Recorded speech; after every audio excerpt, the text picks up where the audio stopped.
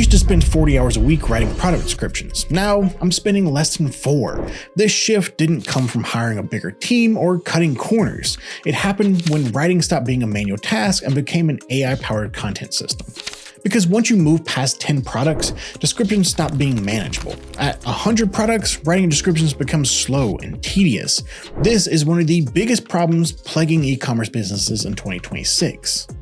Most e-commerce marketing teams don't fail because they lack effort. They fail because consistency breaks down over time.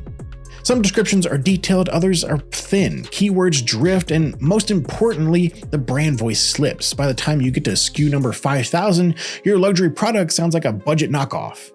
This is where teams in 2026 are using models like Claude Opus 4.5 not to replace writers, but to standardize and scale work that would otherwise be slow, expensive, and uneven. So in this video, we're going to build a complete end-to-end workflow. We aren't just writing one prompt either. We're going to cover data hygiene, creating a brand voice artifact, optimizing for answer machines or AEOs that are essentially AI-powered tools such as ChatGPT, voice assistants, and even Google's AI overviews. Welcome to Plivo.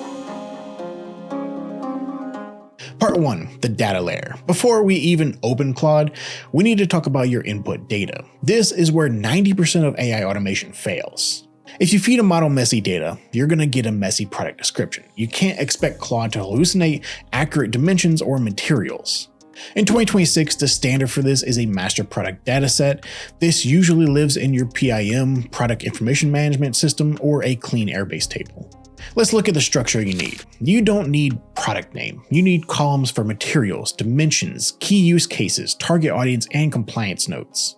Why compliance notes? Well, if you're selling skincare or supplements, you need to explicitly tell the AI what it cannot claim. If you don't have a column for constraints, the AI will invent medical benefits that will get you sued. So step 1 is auditing your spreadsheet. Ensure every cell in these columns is filled. This spreadsheet is your source of truth. Claude is just the translator. Part 2, the brand voice artifact. Now that we have the data, we need to teach Claude how to write. A common mistake is trying to describe your tone in the prompt every single time. Be professional, be witty, be concise. That's too vague. Instead, we're going to build a brand voice guide specifically for the AI. This is a PDF document that you'll upload to Claude's project knowledge base. This document should contain 3 things. First, do's and don'ts. Do use active voice, don't use buzzwords like game changer or cutting edge. Second, syntax rules. Do we use Oxford commas? Do we capitalize bullet points? These micro details are what makes a catalog look professional. Third, and most importantly, gold standard examples. Paste 5 to 10 examples of your best human written descriptions. Break them down and explain why they're good. By uploading this file, we don't need to repeat these instructions. We just tell Claude, reference the brand voice artifact. Part 3, structuring for AEO. In 2026, we aren't just optimizing for Google's blue links. We're optimizing for answer engines. Search habits have changed. Users are asking AI assistants questions like, what is the best waterproof hiking boot for wide feet? To rank in these AI summaries, your product description needs to be structured as an answer. This means you need a very specific format. We call this the overview benefit spec framework. Let's build the prompt for this. The overview, this needs to be a direct, factual definition of the product, no fluff. The X200 is a waterproof hiking boot designed for wide feet. This helps answer engines classify the product immediately. The benefits, this is where we use bullet points, but not just any bullet points. We use feature benefit pairs. Gore-Tex lining, the feature. Keep your feet dry in heavy rain, the benefit. The specs, this is for the robots, a clean table-like list of dimensions and materials. When you structure your content this way, you satisfy the human reader and the AI crawler. Part 4, the prompt engineering loop. Now, let's write the prompt. We're going to do this interactively. We start with V1, write a product description for the shoe. The result, it's okay, but it's generic. It uses words like unleash your potential. It doesn't mention the waterproof rating. So we move to V2. We add our constraints and brand voice reference. Role, you're an expert copywriter. Task, write a product description based on the attached data. Context, use the brand voice artifact. Constraints, no fluff, no niches. Structure, use the overview benefit spec framework. Now look at the output. It's tight, it's accurate, it sounds like us. This is the prompt we lock in for the batch process. If you're getting value from this workflow, make sure to subscribe to Plivo. We break down these complex AI systems every single week. Part 5, the batch workflow. We have our data, we have our voice guide, and our prompt. Now, how do we do this for 500 products at once? In Claude Opus 4.5, you don't need to paste one by one. We can use a CSV workflow.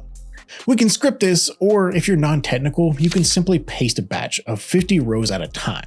Claude's context window in 2026 is massive. It can handle 50 SKUs in a single prompt without forgetting the first one. However, here's a pro tip. Ask for a structured output. Don't just ask for text. Ask for an output in a markdown table or a CSV format. Why? Well, because then you can copy paste the entire table directly into your PIM or Shopify import sheet. No manual formatting required. Also, if you like this video so far, consider dropping a like or subscribing. Part 6, quality assurance and hallucination checks. You might be thinking, what if it lies? Even Opus 4.5 can hallucinate. Maybe it says the screen is OLED when it's really LCD. How do we catch this at scale?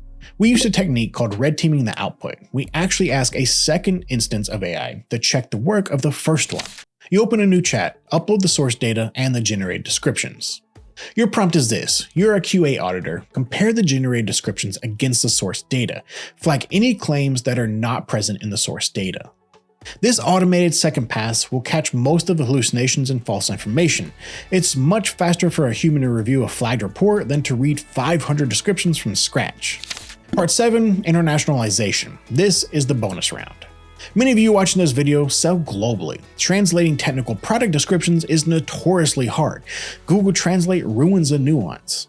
Because Claude understands the context of your brand voice, it is an incredible localization tool.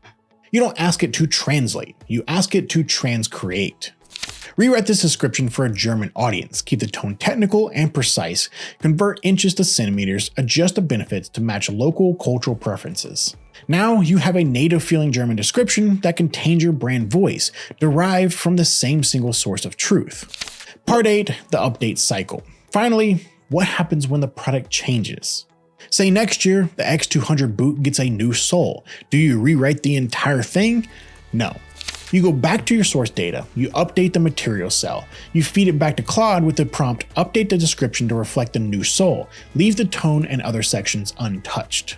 This eliminates maintenance debt. Your catalog stays living and breathing rather than a static artifact that rots over time.